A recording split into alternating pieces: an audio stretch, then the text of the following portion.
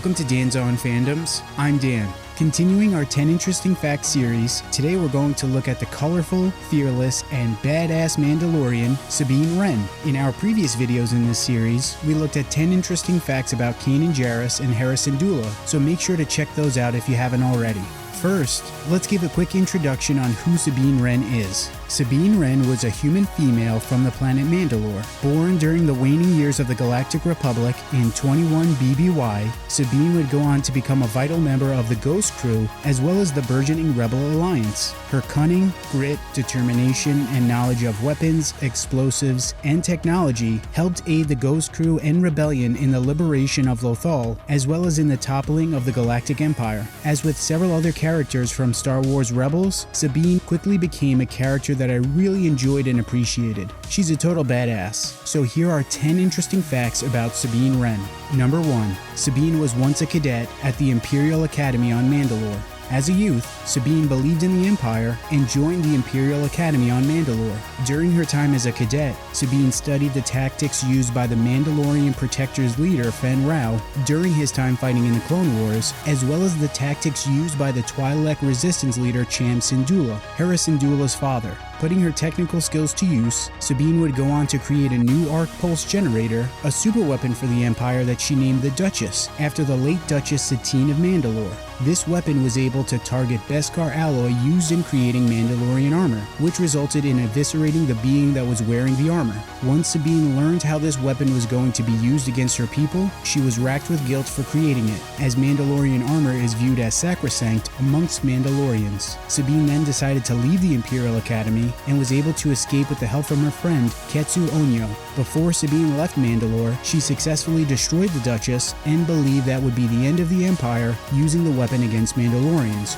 or so she thought. Years later, however, the Empire was able to use the research Sabine had conducted and built another arc pulse generator, which was eventually used against her fellow Mandalorians. Sabine and the Ghost Crew were able to successfully destroy the weapon and defeated several Mandalorians that supported the Empire in the process. Number 2. Sabine was estranged from her biological family. After Sabine began to see the true nature of the Empire and learned of their intent to use the Duchess against the people of Mandalore, she began to speak out against the Empire and denounce them. This angered Sabine's family, who had begun to view Sabine as a traitor. Sabine's actions resulted in serious consequences for Clan Wren and Sabine's family. Sabine's father, Ulrich Wren, became a hostage of Viceroy Gar Saxon, the Emperor's Hand, and the Imperial puppet ruler of Mandalore. Sabine's mother, Ursa Wren, and the matriarch of Clan Wren of House Vizsla, was forced to prove her and her clan's fealty to the Empire. Additionally, her brother Tristan was forced to serve in Gar Saxon's Imperial Super Commandos just so that Sabine's family could remain in Saxon's favor. Because of this, Sabine's family cast her out and shunned her to further prove their loyalty to the Empire. Number 3. Sabine was once a bounty hunter that worked with Ketsu Onyo. Once Ketsu helped Sabine escape the Imperial Academy on Mandalore, they began working together as bounty hunters as a way to earn credits. The two became very close and had dreams of one day working for the crime syndicate Black Sun. However, their plans soon fell apart when Ketsu got greedy and left Sabine for dead after a mission they were on went bad. Sabine then stopped working as a bounty hunter, while Ketsu continued in the trade and was able to eventually work for Black Sun. Years later, Sabine and Ketsu would meet as somewhat adversaries when Sabine and Ezra Bridger were on a mission to obtain and deliver a Gonk droid to Bail Organa, as the Gonk droid had information vital to the rebellion cause. After some time had passed and Sabine and Ketsu were able to restore their friendship, Ketsu would go on to assist the Ghost Crew and the rebellion in various missions, as well as in liberating Lothal and driving the Imperial presence from the planet. Number 4. Sabine was only 16 years old in the first season of Rebels. We're not exactly sure how Sabine crossed paths with the Ghost Crew, but she joined Hera Syndulla, Kanan Jarrus, and Gara Zebarelios at a fairly young age. Sabine was born in 21 BBY, and with the first season of Star Wars Rebels taking place between the years of 5 BBY and 4 BBY, that would have made Sabine roughly 16 years old during the first season, maybe 17 by the end of the season. Although the Ghost Crew weren't her biological family, family, their kinship and camaraderie created a welcoming environment for a teenager during a period in her life that was quite tumultuous. Imagine being 16 years old, living with people who were previously complete strangers, being estranged from your biological family, and also fighting in a rebellion against a tyrannical and fascist government. Damn man, kinda wild to think about. Number 5. Sabine is really into art. Throughout Star Wars Rebels, we see Sabine regularly express her artistic side. Sabine's skills as an artist were on display on numerous occasions throughout the show, including the mural she painted of Zeb and Ezra in their cabin, the time she painted the outside of a stolen tie, as well as the portrait of the Ghost Crew she painted that can be seen in the series finale. Additionally, Sabine has demonstrated her knowledge of art and other artists on several occasions. In the Season 1 episode, Idiot's Array, she and Lando discussed the protest art of Jaina of Bith and how they influenced her work. Sabine's knowledge of art was also utilized by the Imperial Minister Varys Hayden in the Season 4 episode A World Between Worlds. Minister Hayden, who served as an advisor to Emperor Palpatine, forced Sabine to assist him in decoding the painting of the Mortis gods that adorn the wall of the Jedi Temple on Lothal, hoping to unlock the secrets to opening the portal to the World Between Worlds. Furthermore, over the course of the 4 seasons of the show, Sabine's hair color and armor changed multiple times, reflecting her artistic side. Number 6. Sabine's Rising Phoenix tag became the Rebel Alliance symbol. As an avid artist, Sabine liked to leave her tag or personal signature whenever the opportunity arose, which was an image of a phoenix. As time passed, Sabine and the Ghost Crew eventually found themselves joining forces with other Rebel cells that were unifying together to form the burgeoning Rebel Alliance. Under command of Jun Sato, Sabine and the Ghost Crew became part of Phoenix Squadron. As time went on, and the alliance was publicly and formally declared with the Declaration of the Rebel Alliance and the Declaration of Rebellion, the Rebel Alliance needed a symbol that could be used to represent them. Thus, the Rebel Alliance Starbird, as it would be called, was created. It was created by combining Sabine's personal signature and the 3-pronged symbol that was used by Saw Gerrera.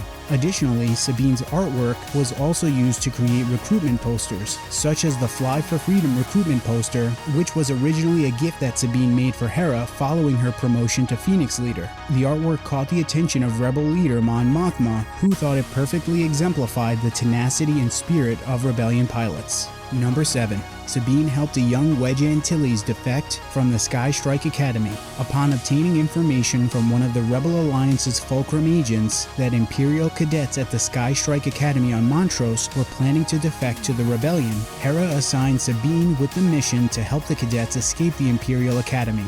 After preparations were made, Sabine was able to infiltrate the academy, where she befriended Wedge and 2 other pilots, before making plans to help the 3 pilots escape.